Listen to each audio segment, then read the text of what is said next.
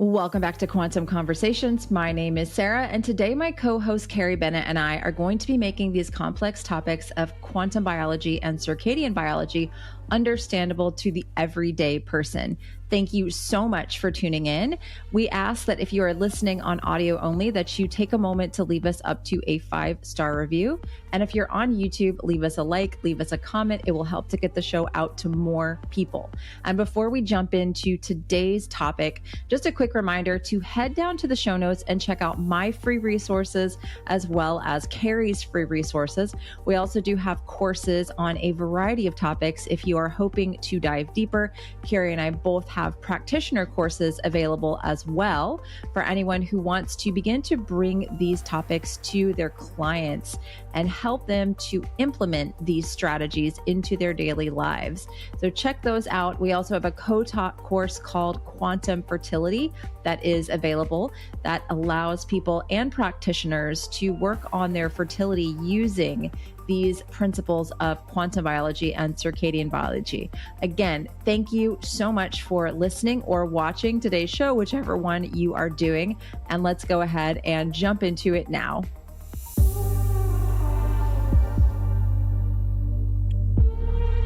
Hello, everybody. Welcome back to Quantum Conversations. We missed a week.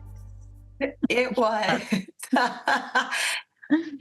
Same with you. Like we had snow and then frigid temperatures. And then actually, this is the first day that I've had everyone in school. So it's very similar to you. I know, like literally since winter break was Christmas break was done. So, yeah. James is not in school, but I have someone who helps me with him. And she was like not wanting to drive last week because we had like half an inch of snow, but no, I know. It's okay. Snow is scary until you. Well, we don't have the equipment here in Georgia to like keep people safe. I was entertaining myself to videoing my husband's like, what are you doing? I'm like, it just keeps happening. Like people are spinning out in front of our house. It was like every 5 minutes. I'm like, go home. It's wild. Yeah, it's wild. You're right. We have these 3 salt trucks that drive side by side with a laser pointer that knows where to scrape the curve, and that it's a different. And so that's why like 6 inches of snow, it's like bye.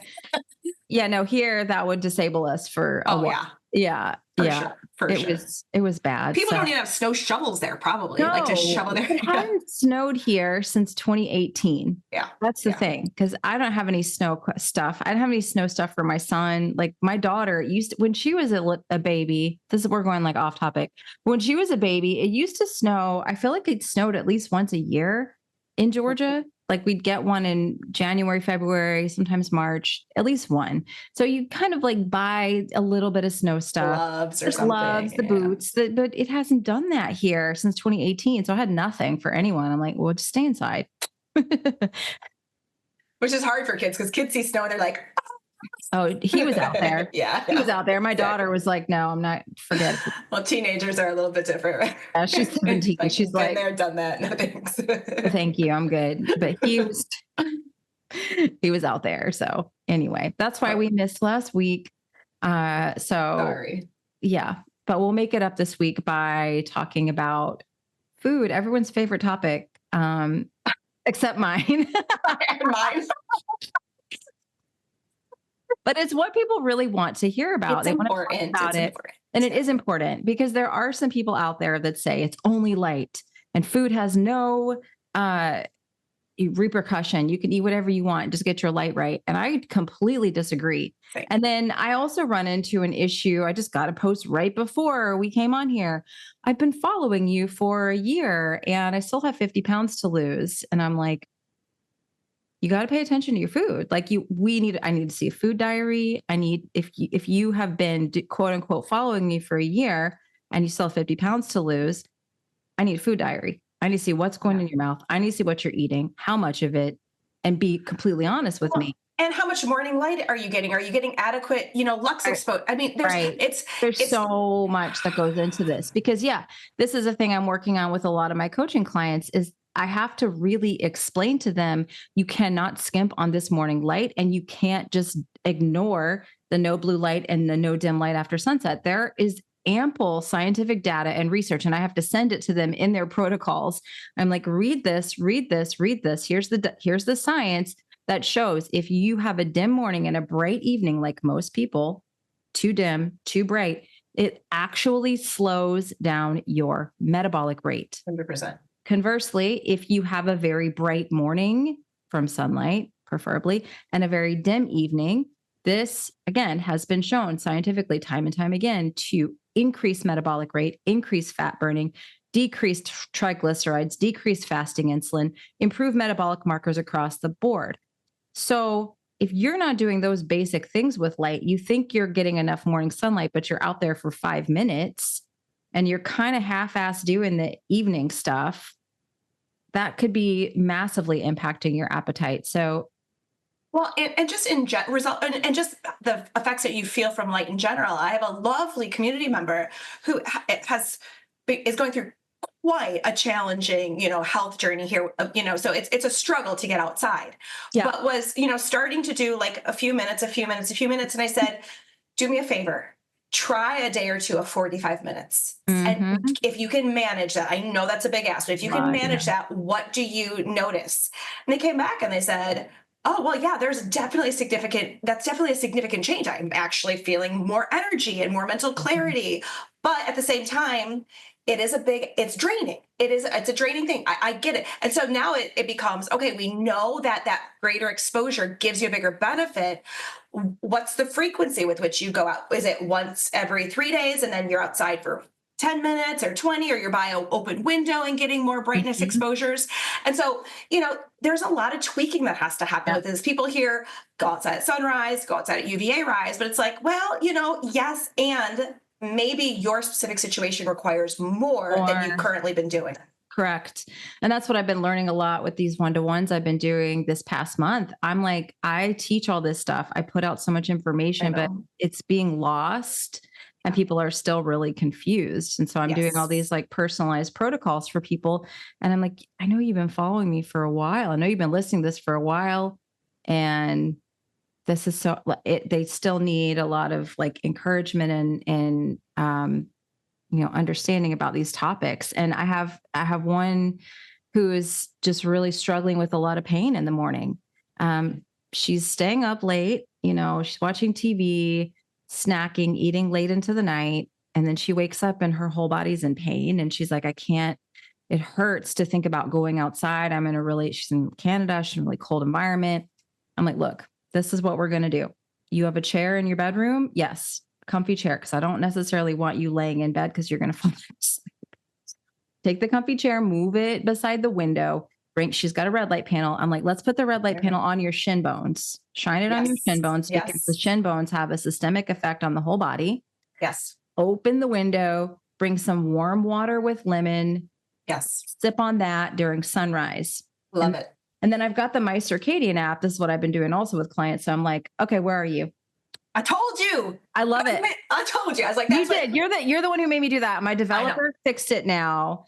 So I can go into My Circadian app and I can type in your city and state and I can see, you're going through your sunrise. Yeah. I walk them through and I'm like, okay, your sunrise right now is at 7:19. Your UVA rise is at 8:21. So at 7:19, you go right now by your window, do this whole, and then can you take a walk at 8:20? Are you feeling like you've moved around a little bit? Can you go outside and take a walk? You got to walk your dogs anyway.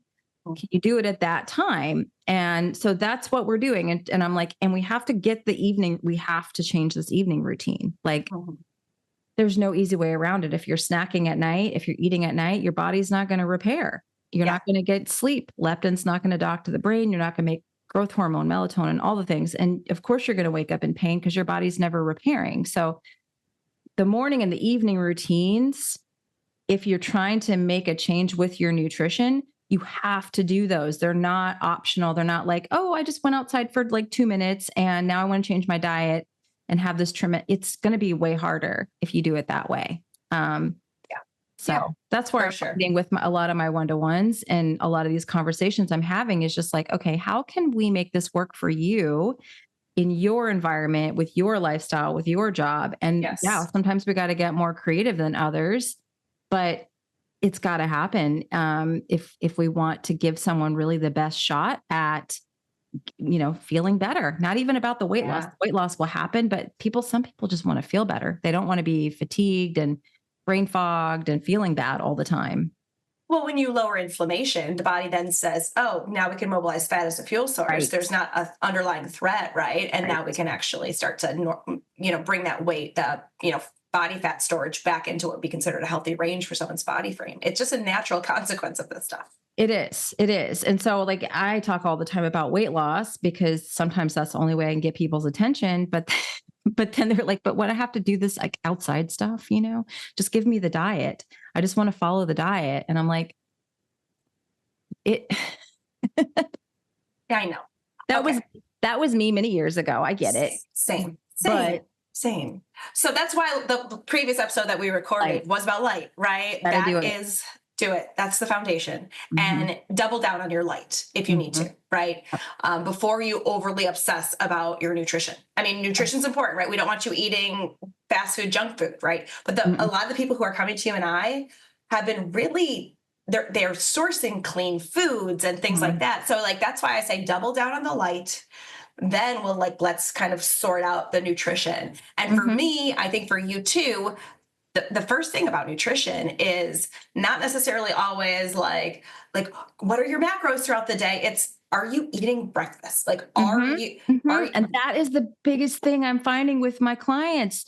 They're still, you follow me and you don't eat your breakfast. Really? The number of times I see you posting with you outside, like over the course of however long I've known you, years and years now, it's like, the number of times I've seen you outside with your food, at sunrise. Exactly. Every morning, 16 degrees, 10 degrees. I'm doing, right. I know it doesn't get much colder than that here. So, okay. But yes, I do. Even in those cold days, even when it's snowing, I did it.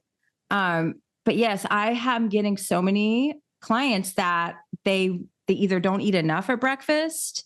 Their breakfast choice is not helping their blood sugar. So it's like a protein shake, right. Or they're just rushing, not eating enough all day long. And then at night it's the repeating cycle. So I would say, the breakfast with protein and fat, stabilize your blood sugar. First thing, bioavailable protein. I'm like, no dessert for breakfast. Like this whole overnight oats, chia seed, yogurt, smoothie concoction. No, just, it's cute. It probably tastes good, but like I never felt good eating that. I would be hungry an hour later. I would get energy crashes and cravings. And so you got to be willing to switch that up. Well, I think the name of the game is adequate protein, right? Yes. Adequate protein. Yeah. And we can kind of delineate in general what that looks like. But I have had people low leptin who had been doing keto protein type carnivore keto for ages, who actually needed carbs at breakfast because that low leptin they were getting the scarcity signal. They had to tell their body, oh, there's nutrients available. Like we're in a nutrient rich time of the year. We don't have to downregulate leptin continuously.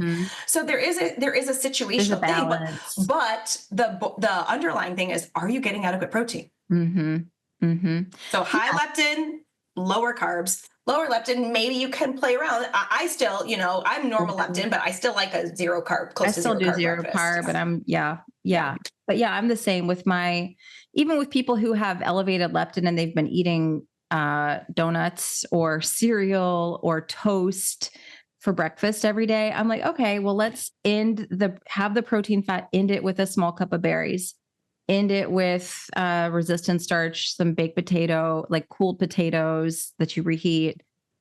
Fine. Like if you need that to help you, if you eat the carnivore breakfast and you feel terrible, then okay, let's try to keep working on metabolic health, but we can add some of those resistant starches, low sugar fruit, baked apple, something to help with gut health and put a little fiber in there. And that can also help. Most people, I'm like, just try the carnivore breakfast first. And then, but that breakfast is, it's not, again, it's like morning sunlight. It's you got to do it because Yeah. Occasionally I have to skip it. Sick kids, whatever it is, but mm, like it's a non-negotiable to get yeah, that nourishment. yep, exactly. Safety signal. Remember, we've said this, right? When you Pregnant wake up in the alone. morning, yeah, when you wake up in the morning, cortisol is designed to naturally surge. But Yep. before that cortisol surges, that morning light is telling your mitochondria in your adrenal glands and in your reproductive organs to make pregnenolone. Yep. That pregnenolone is the master steroid hormone that will become a healthy surge of cortisol. And then the rest of it gets divvied up to the hormones of fertility. So yes, you got to tell your brain time of day to optimize hormones there. But then the divvying up depends on safety signals. Mm-hmm. Are you nourished? Is there nourishment available? Are you in a famine? Are you in a period of scarcity? Are you eating on the run? Because that also, I don't think That's signals. also, yeah, that's another hard one for people. I'm eating in the car. I'm like, I'd rather people park in their, like they bring yeah. an egg, like a couple of egg cups, park in their office parking lot, have the windows open to the best of their ability, take a couple of moments of breathing and gratitude, and then eat it that way. Mm-hmm. And you know what I mean? Like literally set aside a separate time, even though it still is kind of on the go, Yeah. to nourish. Yeah. Because if you're driving and eating, I mean, it's just the whole, the sex steroid hormone pathway. And we're trying to really optimize that in the morning because you're setting yourself up for the day. Yeah. If your morning, I keep on saying this to people, if your morning is like telling your body that you're in danger, that you're running away from a bear, essentially, then guess what's going to happen the rest of the day? You know, and then you're going to wonder, why do I have fatigue? Why do I have energy crashes? Why am I hungry at 4 p.m.? What's happening at 4 p.m. that I'm like needing something either sweet or salty and running to the cravings and then like feeling like I just have poor willpower and I'm breaking down. Yeah. It's a great point. And I actually never reflected it like that, but it's why I think I used to love 5, 6 a.m. style workouts. And now it doesn't resonate with me anymore. It feels like that did feel like too big of a, too much. A beneficial stressor when done appropriately, right? But it's a stressor. Yeah. So rushing to the gym, getting the workout in, getting yourself situated, making sure kids have all their things situated. Like my morning is now like, if I'm going to do anything, if I have a little time, which sometimes happens, I inhale some molecular hydrogen and read a book. I love it. That's, you know what, if I wake up before the sunrise and everyone's asleep, I'll inhale molecular hydrogen and put the fireplace on and listen to something that's like reprogramming, Yeah. Like I love Joe Dispenza. Like, yeah, exactly. I've been on it. Neville Goddard. Oh, I was just introduced to Neville Goddard because I was on a podcast with someone maybe about 6 months ago now. Cool stuff. Yeah. Oh, like OG basically. OG, yeah. I know it's AI, but I don't really care. I love the Neville Goddard. Like that's been my kick lately because I went through Dolores Cannon for a while. Yeah. Louise Hay for a couple of years. And that's what I keep telling my coaching clients. I'm like, look, we got to reprogram this up here. Yes. We say this in recovery, the same person will drink again. Like we say that all the time, because I've been in recovery for 8.5 years, not having alcohol. And I did have to go through a lot. I did have to become a new person. And when you're trying to change yourself on this level with your health, right? You do become a new person. Not that there's anything bad with you, wrong with you, more, it's like, but we want better. We want to be healthy. We want to feel good. We want to not have greater purpose. Right. Yeah. And part of that has to be the mental programming of like, what are the things that is instructing the body of what to do. And so, I mean, some days I wake up and I'm like, shut up, stop, and so I have, it's like, okay, Neville Goddard, all right, press play, and just like, let that seep in, sure. It's got to happen. But yeah, I'll, instead of like rushing off to do some crazy workout or whatever, I'm like, yeah, let me chill. Like, I love it. Yeah. I love that. I think it's a great recommendation. And the brain retraining is real. Like there's different ways to do it. Yeah, that's the cool programs, part. Gupta talks about amygdala brain, but like when you're and this is true, like if you're looking to switch your behavior around eating or to reprogram your body's response after, let's say, going through a chronic Lyme or mold, where it's like when you've been in a situation where your body has been hyper reactive to everything, again, that brain is always on constant alert. Stress, who's after me? What's the next thing that's going to get me? Got to retrain that. Right. And so I've just made that natural progression away from morning workouts. And if I do something in the morning, it's a walk, and I would, my body just feels mentally, spiritually, emotionally, I just feel so much better physically when I have time in the morning to do something that's restorative like that. Yeah. Yeah. Same. It really does. Like, that's what I keep trying to reiterate to people. This is going to make the food easier. Yeah. You're going to set yourself up, because I'm seeing everyone struggle, like literally everyone, except for maybe like 2 or 3 people who either they're just like not telling me everything, or maybe they just have it dialed in. Everyone's struggling in the evening and the afternoon when they're tired, when the cortisol is starting to go down, or the cortisol is too high at the wrong time. It's wonky because we did something in the morning to like dysregulate that pattern. And then we've got the light at night that's dysregulating that pattern once more and causing you to be hungry. And so, there's, that's where I'm seeing people struggle so much. And I'm like, if we want to fix this, we have to give your body enough protein. We have to allow it to stop thinking it's being chased by a bear, so no social media. I know you might have to check your email, but don't go on. Control what you can. You might have to check a text for like school or work or something. No, but just look, open your text threads. Did I get one from school? No. Okay. Emails. Did I get a significant one for work, school? No. Okay. Yeah. 2 seconds. That's as fast as it is. Yeah. Exactly. Yeah. That's why with the My Circadian app, I have the notifications pop on the front screen. So you don't have to go in to actually check to see what time sunrise is. You get a little nice. It says the sun is rising. Yeah. Perfect. So I use that every day. So let's talk. So breakfast is a non-negotiable. And then, for you and I strongly advise against grazing. And to do set meals. And for some people, it could be 2 meals. For some people, it's 3. There's nuance there. Maybe you can go into that as well. Yeah. But set meals for leptin certainly is way better than grazing all day long. Oh yeah. Cause you don't want to be, pumping that pedal all the time, because then the body has to do a lot of work.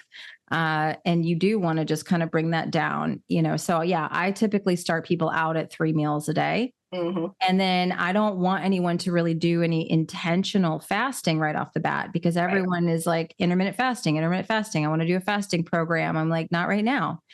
When you're leptin resistant, the stored energy on the body and the brain are not having a conversation. And so you're waking up in the middle of the night hungry when you have 50 extra pounds of fat on your body. That means you're leptin resistant, because your body should be able to, when you're sleeping, tap into that stored energy and burn it, burn it off, right? That's what's supposed to happen. But because you're leptin resistant, stored energy and the brain are not communicating, this is not happening. So fasting is not for you right now.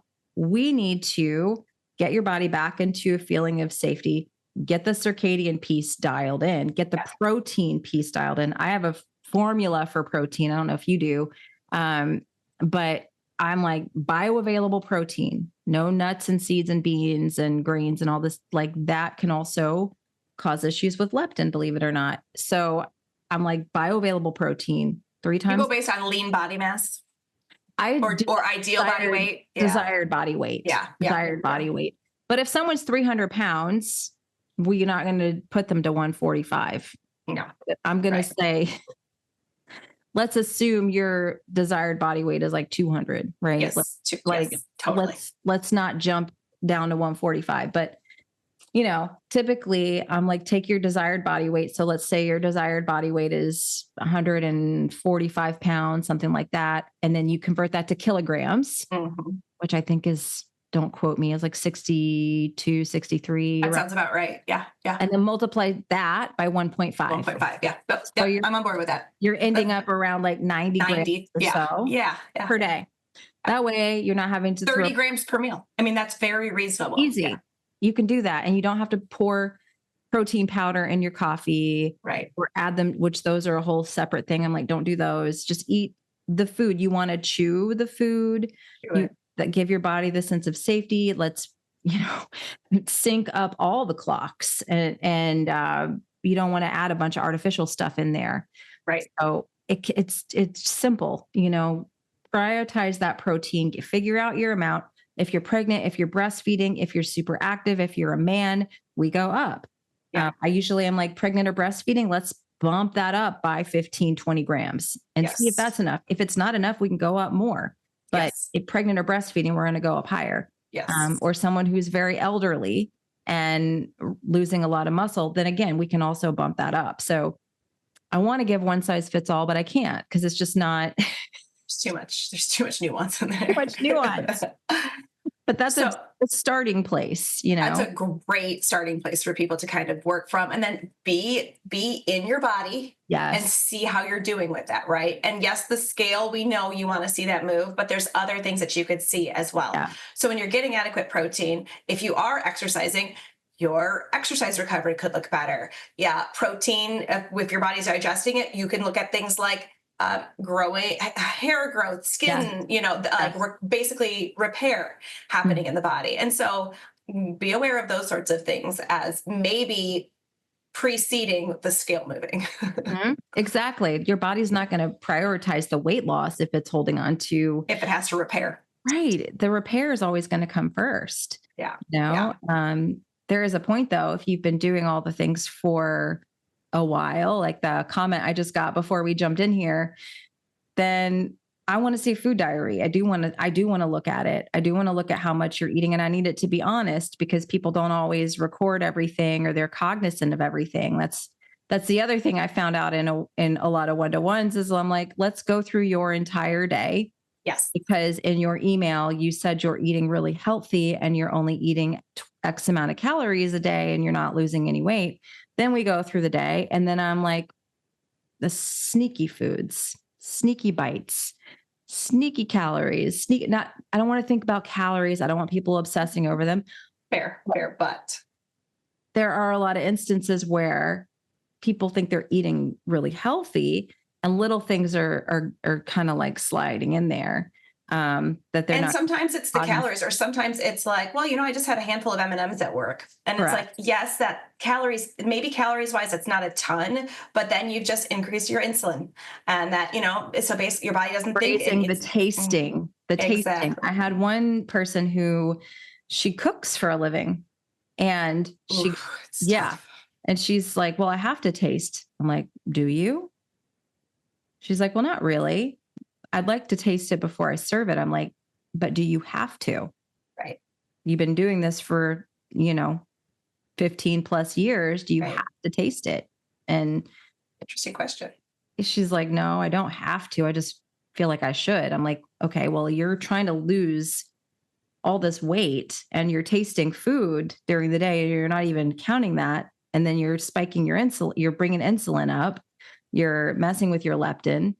There's a cephalic phase insulin response I think we should talk to people about. And that is this idea that when you taste food on the tongue, we've got so many different taste receptors on the tongue, and the body is essentially anticipating, oh, yep, I think there's some carbohydrates coming in here, and it's going to start to it's going to prep insulin release.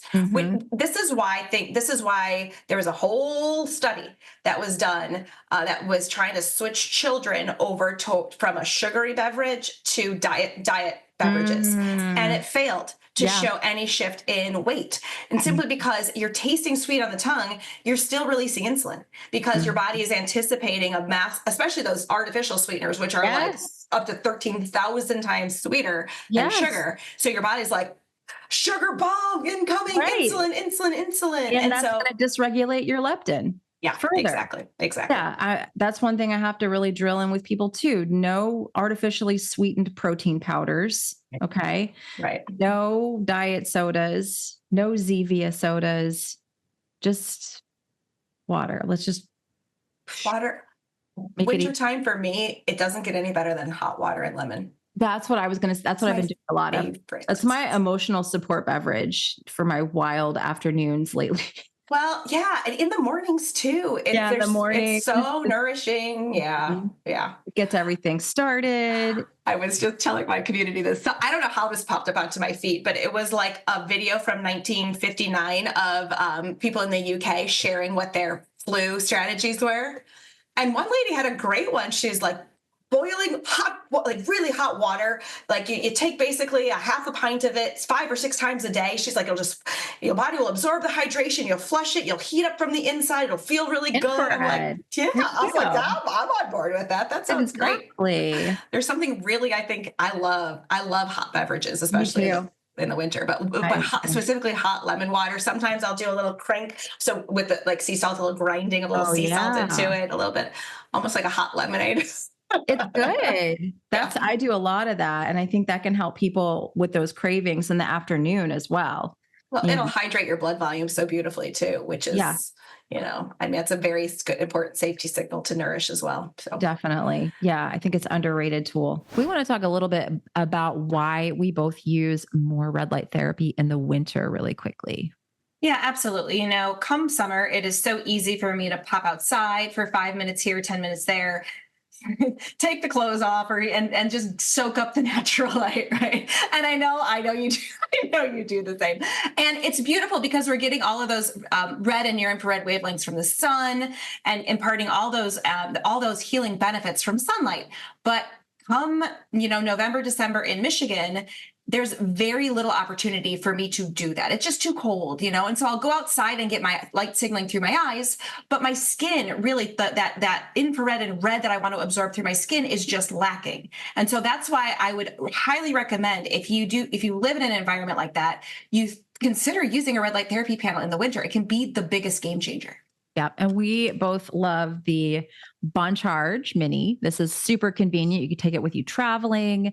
You guys don't know when I'm recording the podcast, half the time I have it on my low back or somewhere in my body to mitigate some of this blue light. And for the months of November and December, you can use the code QuantumPod25 for November and December only to get 25% off the panel or anything on the Boncharge website. Carrie and I are both big fans.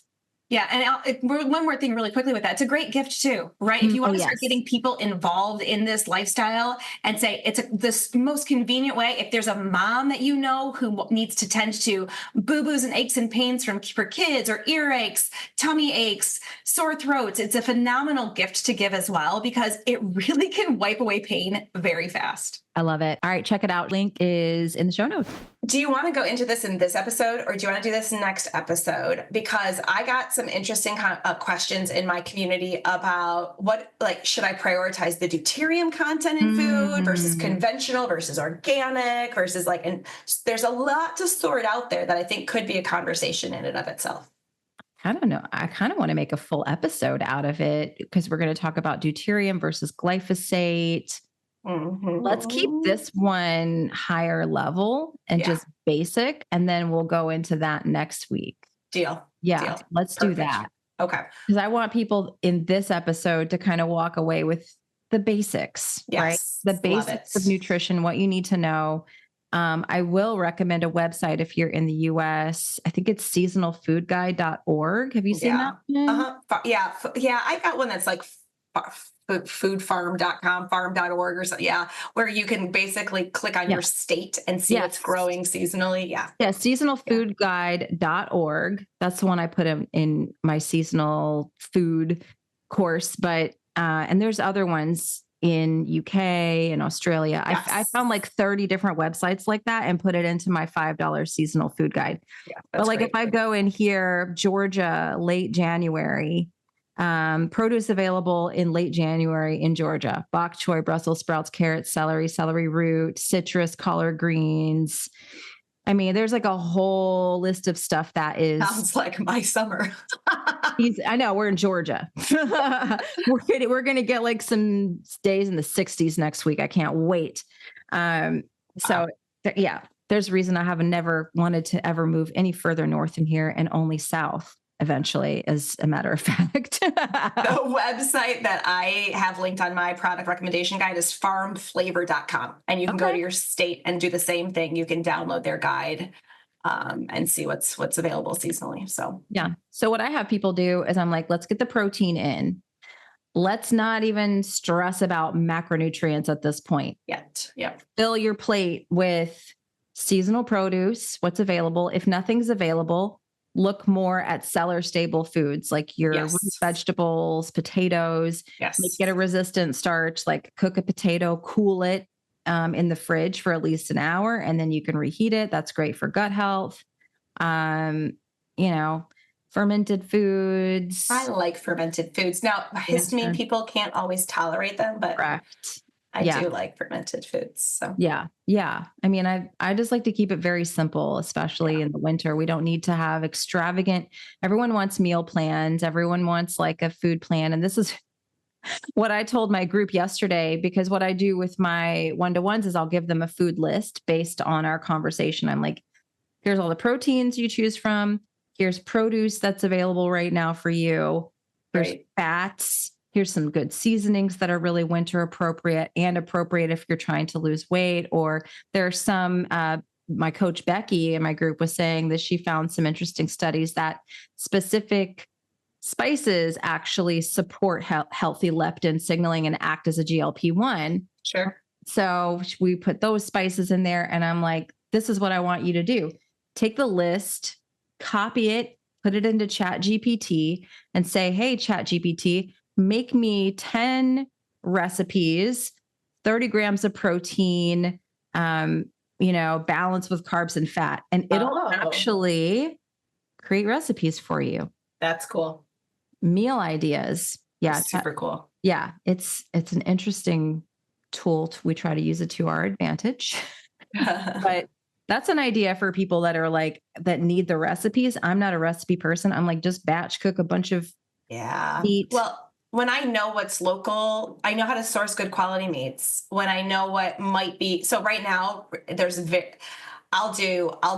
my favorite thing is meat in some form of meat in broth with onions and maybe some, carrots or something like that. Right. It's like, okay, cool. Yeah. That's what I had for lunch. I had like peas and carrots that were cooked in a bone broth and mushrooms. So good. And I love cabbage. I told you that earlier. Oh yeah. Maybe not on camera, but I said, I'll eat cabbage with everything. I mean, it is good. It is really good. Yeah. And that's a nice thing to add in the winter. Some cooked cabbage, boiled cabbage. Yeah. That's so good. Very filling. Get your fiber. Good stuff. Yeah, that's right.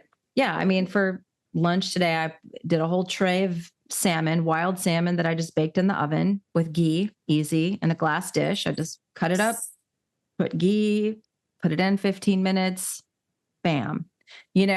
I'll do meatballs. I'll do like 2 pounds of ground lamb. And my friend Linda has a seasoning company. her name is The Carnitarian. And she has a meatball seasoning. All of her stuff is like no sugar. Clean. She's a carnivore person. So she does a lot of the carnivore stuff. She has her own YouTube and all that, but her seasonings are freaking good. Cool. So I'll take 2 pounds of ground lamb, a packet of the meatball seasoning, and I'll just put that all together, form it into meatballs, throw it in the air fryer. My kids just kill that. Devour. So easy. And now I'm sure some influencer will come out and say it's crap, but I really don't care. And I'm just going to do this.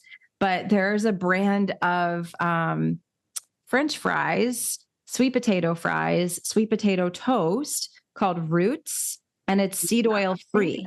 Oh, interesting. Yeah, I can get it at my Sprouts. So my kids have been loving that. They love the sweet potato fries. They have sweet potato toast. They have pre-rolled potato fries, and they're seed oil free. And we don't have Sprouts in my area, but I think my mom has it near her. I'm going to ask her to find. Is it frozen? It's a freezer item? It's a freezer item. She can bring it to me. It's called Roots is the name brand. Okay, cool. And any influencer that wants to talk smack about it, they can just like, don't. We're just not interested. I mean, I make my own fries a lot for the kids. But I mean, it's easier for me, for kids, the the shape of what they eat matters.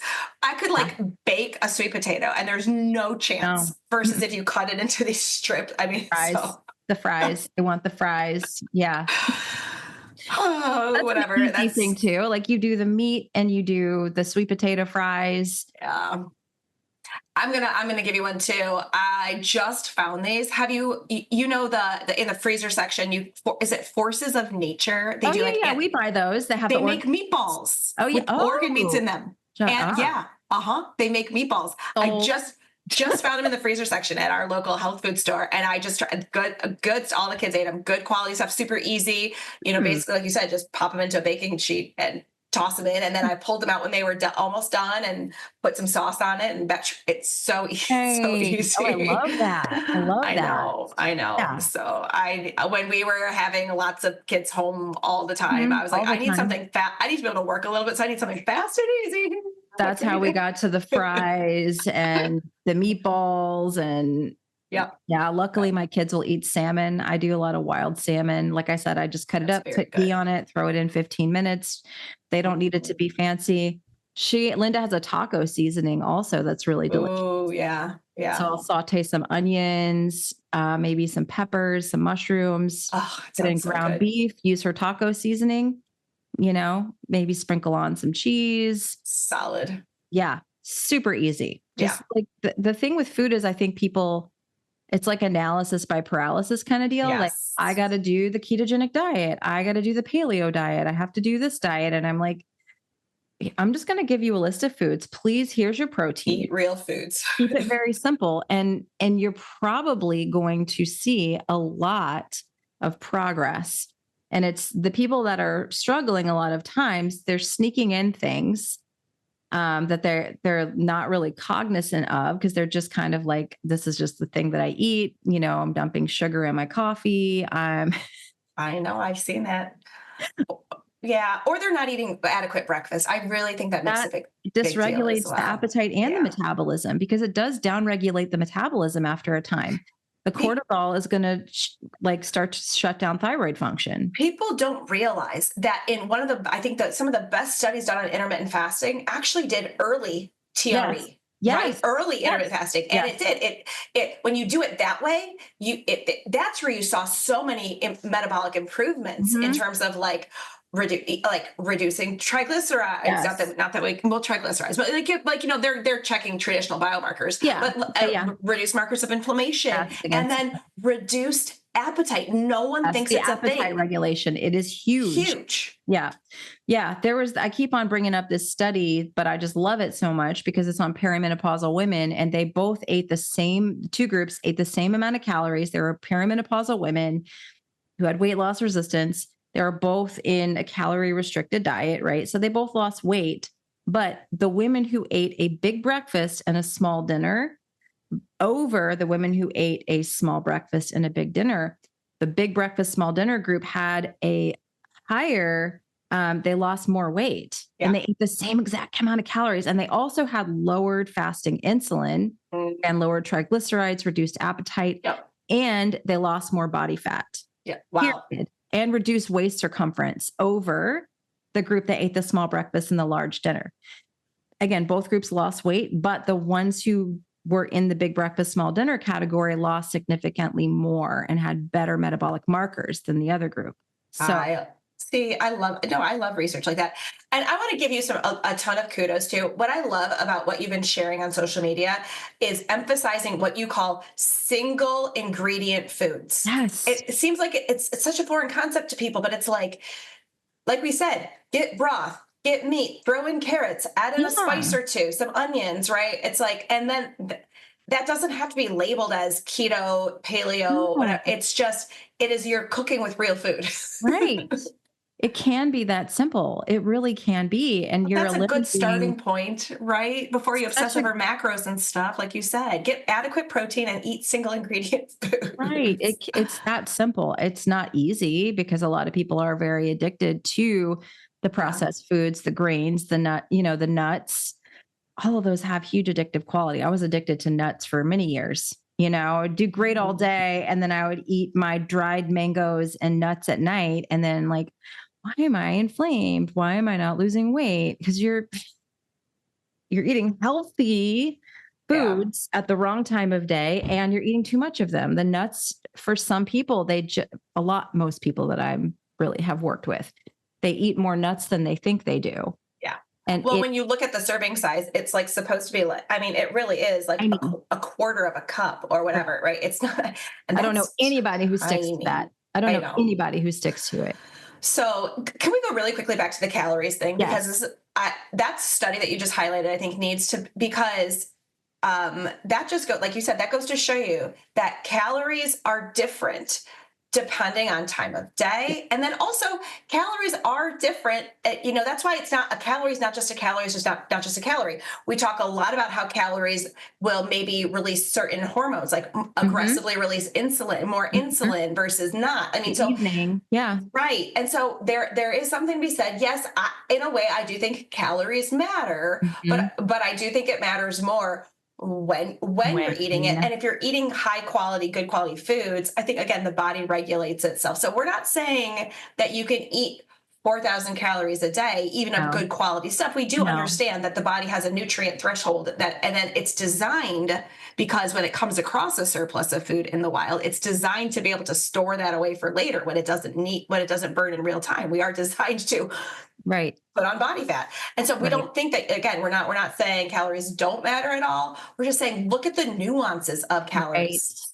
And recognize that there's a lot of cool stuff about when you eat and prioritize your biggest meal of the day versus not, and how that has a nourishing effect on, let's say, your reproductive hormones and hormone regulation, and then satiety at night, and so many other cool things. Yeah, exactly. There's a lot of things people say on social media, like eat for your hormones. And I'm like, it's not about seed cycling and it's not about eating these specific foods. It's more about the timing, the protein, and does it make sense? And the light environment. Your light environment is to control that. You really do. I mean, and that's another thing I'm finding with a lot of my one-to-ones is like the ones that really struggle a lot with appetite. And I've found it myself doing all these one-to-ones.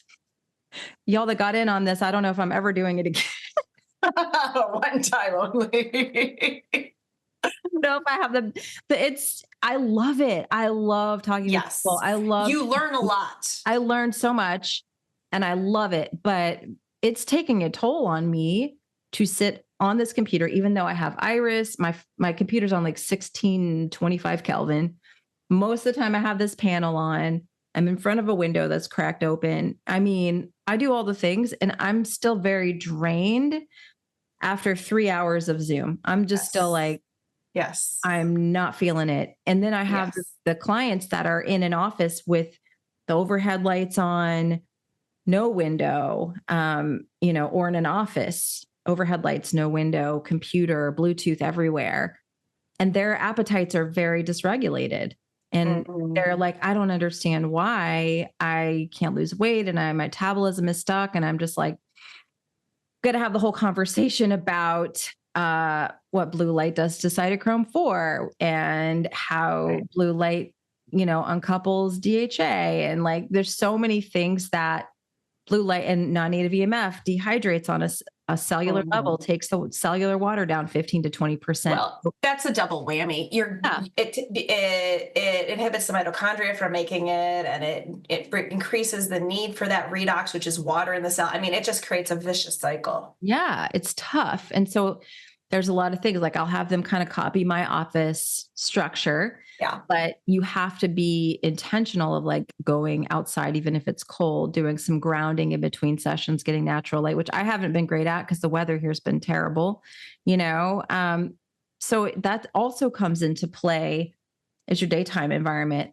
Really focus beginning, morning, evening. That's where you want to start. But if you're still struggling, the daytime needs to be looked at as well. And your non-native EMF exposures. And absolutely. Absolutely. Yeah. I think it's really important because like we said, ideally we're getting that natural morning light exposure. And then we have quasi-natural, like non-blue dominant light all day, the rest of the day. Right. But that's a lot of people, office environments, or Yep.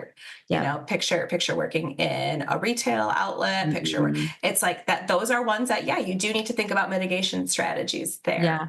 And then maybe doing a little bit more fasting. That is somewhere where I'm like, maybe we do, you know. Well, get your big breakfast and then Yeah. maybe, yeah, exactly. Yeah. Exactly. So, Yeah. So it's the food stuff is nuanced, but I like to just keep it as simple as I can for people. I've been trying to write a lot on this topic lately, and post a lot about it on social media. Is just like, do these really basic things first. Cut the diet sodas, drink water, get your protein in, follow that protein formula. I've got a free protein guide on my website. If you go to my free resources, you can download it and it'll talk more about what are the best bioavailable sources. And then stick to single ingredient whole foods, Yep. you know, and you're going to Yep. be so far ahead of most people, and probably don't need to go counting calories, macros, and all that stuff just yet. You know, we can do that. Yeah. Those are tools we can utilize down the road, but I don't want people starting off there, you know, Yeah. Yeah. No, not I get it. sustainable.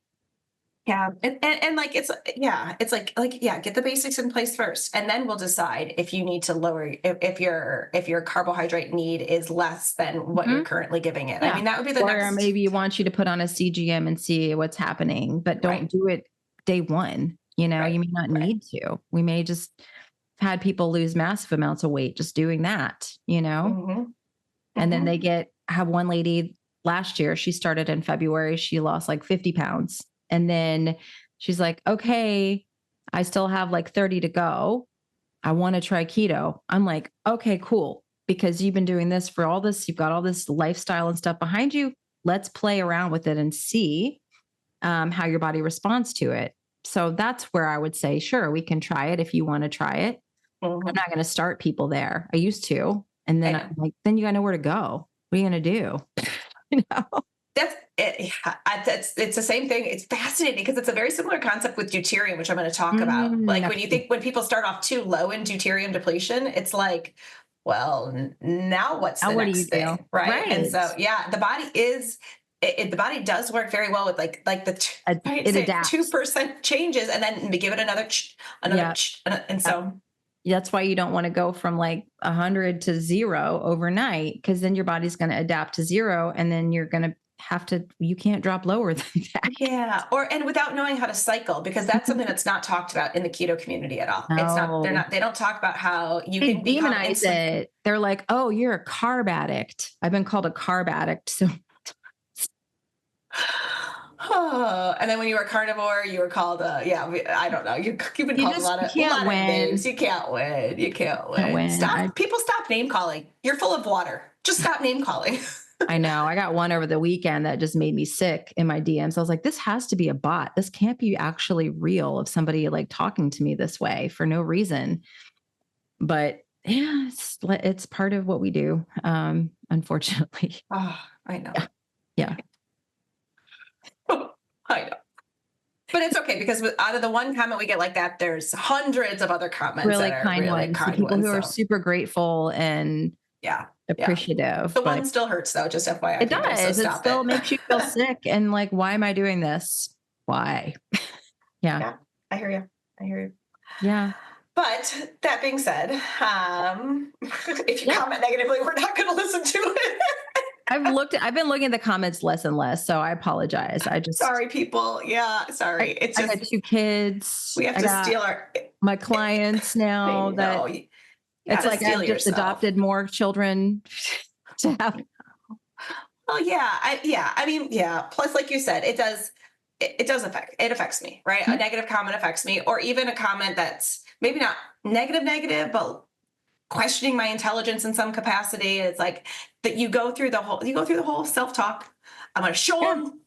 And then you're like, no, I need to prove this person wrong. I'm not going to close their dopamine loop, but I really want to. How dare they do that? What's wrong with me? Am I not that smart? Like, you go through the whole thing. And eventually I just bless them and send them on their merry little way. I know. But it still does affect. I know. It does. And you have to just realize people are not going to come to this information until they're ready. They're just not. So you can't there's nothing you can say. You can say it in the most intelligent, eloquent, scientifically backed way, and people are still going to just be idiots about it.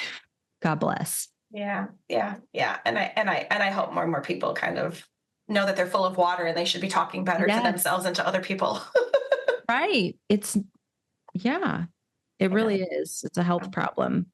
So, and I'm about to record a video because I've been going over that telepathy tape stuff, right? oh yeah. And I'm about to, and I mean, I don't know. It'd be cool to maybe reach out to see if Kai, or I don't know if you listen to, you started listening to series, if Kai or even Diane wants to hop on and chat at some point. But, that'd be cool. But, your thoughts aren't just yours, people. Even, you know what I mean? Like, they don't just stay. While we can't necessarily define exactly what, where, how they reach the collective conscious, they do in certain capacities. So, I have a telepathy tapes child in my home. So trust me, it's a challenge. And then the baby is very connected to her too. Like, well, they chatted before he was. What can I say that? Can I say that they chatted before he was even born, right? She told us they were talking, and that everything she said about him when he was just in the womb has been true. That because now when he was in the womb, she was like, he sings all the time and it's so annoying. And she was like spelling on her letterboard. She's like, Mom, just please tell him to stop singing all the time. And I'm like, dude, he's like in my belly right now. I don't know what you're talking about. And now he's like, everything is a song. He's singing Christmas songs yesterday. I told you, Mom. Yeah, is what your daughter said. She thinks it's funny. Like, she laughs. Good. She laughs. I'm glad she can handle it. Oh, well, it's a typical sibling thing too. Of just like, stop, you're being so loud. Stop talking. It was like, but I'm pregnant. Like, what are you talking about? I know. That's an amazing gift right there for sure. That we are just tip of the iceberg on our brain's understanding. So. Oh yeah. She would say, oh, he kept me up all night last night talking. And I'm like, I'm pregnant. And like, I was in the other room. What are you even talking about? But yeah, they're very intertwined and connected, and it's very interesting. And I honestly think, I don't know, has Alexis heard the series at all? Or is that not a thing that she would resonate with yet? Because of the young man that passed away in episode 9 was a really close personal friend. I haven't brought it to her yet, just because she has had a hard time processing his death and the whole thing. And so, and we're really connected to a lot of the families that are being interviewed and on there. So we haven't as much, but I will let her when she asks for it. Usually she'll ask me for things like that. Her friend Michaela also has a show now. It's so crazy because we introduced Michaela to letterboarding. It's called Michaela's Voice on Netflix. Cool. It's a little 30-minute, and it shows Michaela learning how to spell and the whole, her whole spelling journey. It's like half an hour long. It's called Michaela's Voice, but she gives a shout out to Alexis at the end. She spells on the letterboard, and they're like, who's your favorite friend at school? And Michaela spells Alexis. And they're like, why is Alexis your favorite friend? And they said, because she's spicy. You're like, I can sense that. Indeed. She is spicy. It would be it'd just be so cool to kind of get her perspective, because she seems like a really cool human being. So. I feel like she would kind of be like, duh. Yeah. Right. Like, how can you not know that this is a thing? Like, hello, I've been telling you this for the last 6 years. Like, patting you on the head, like, hello, like, we've known this. I've been telling you this. Right. Yeah, I do want to get her to listen to it. And I get messages and DMs about it all the time. Sure, I bet you do. Have you listened? I'm like, yes, I have. Yeah. Yeah. Well, that was an interesting little way to end. I don't even know why I brought that. I don't even know. Oh, because our thoughts aren't necessarily our thoughts, right? And so kindness. Yeah. The more people that realize that, the better, honestly. And do you want to know what? It takes something like people understanding Alexis's experience of reality through something like the telepathy tapes, or it takes people sadly going through a near-death experience. But what they do find in the research actually on how intention can then drive empathy is people have almost like a groundbreaking awareness of, oh my gosh, like my thoughts, my words actually matter. They matter. And for me, it was water, understanding through the lens of water, yeah, we'll leave it at that. Yeah. More will be revealed. Maybe we'll do a episode talking about all this stuff after the deuterium and glyphosate one. Yes. That's an important one, I think, for people to recognize. I think so too. It's a great topic. So that's what we'll talk about next week. I hope this episode was helpful.